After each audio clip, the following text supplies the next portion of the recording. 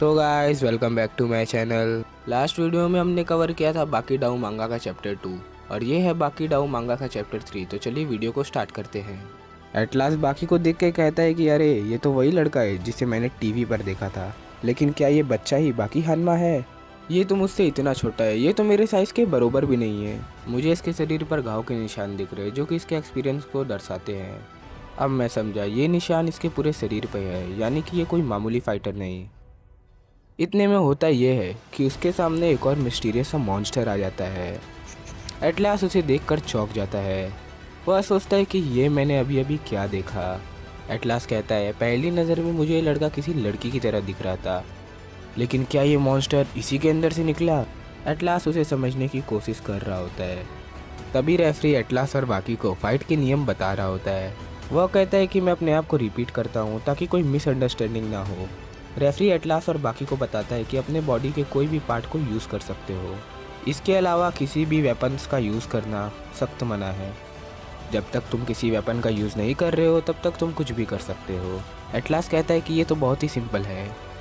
तभी mister Tokugawa कहते हैं कि इस फाइट में कोई भी नियम नहीं है। एटलास कहता है कि बस मुझे यही चाहिए था।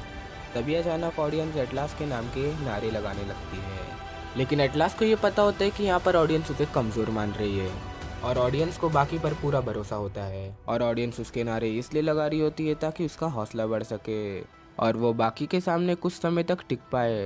एटलास बोलता है, बाकी मेरे साइज़ का बिल्कुल आधा है।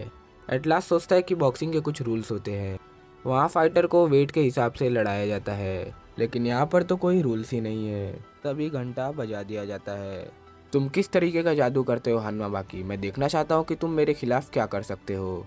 तभी एटलास बाकी के एक्सप्रेशंस और उसके चलने का तरीका देखते हुए कहता है, इसमें मना करने वाली कोई बात नहीं कि ये पूरी तरह से एक हार थी। उस छोटे से टाइम फ्रेम में एक चीज़ तो क्लियर हो गई कि कुछ ही सेकंड्स हुए थे और मेरे मुकाबले वो बिल्कुल भी बोर हो चुका था। वह मुझसे क्लियरली बोर हो गया है। उसके एक्सप्रेशंस कुछ ऐसे थे जैसे कि वो किसी बीच पर आराम कर रहा हो, ना कि वह किसी से फाइट कर रहा है। तभी एटलास बाकी को एक पावरफुल किक मारने की कोशिश करता है। तभी बाकी उसे बड़े आराम से डॉज कर देता है। उसके बाद एटलास उसे स्ट्रेट पंच मारता है। बाकी उसे भी बड़े आराम से डॉज कर देता है। देखते ही देखते बाकी अपने दोनों हाथों से उसका सर पकड़ लेता है।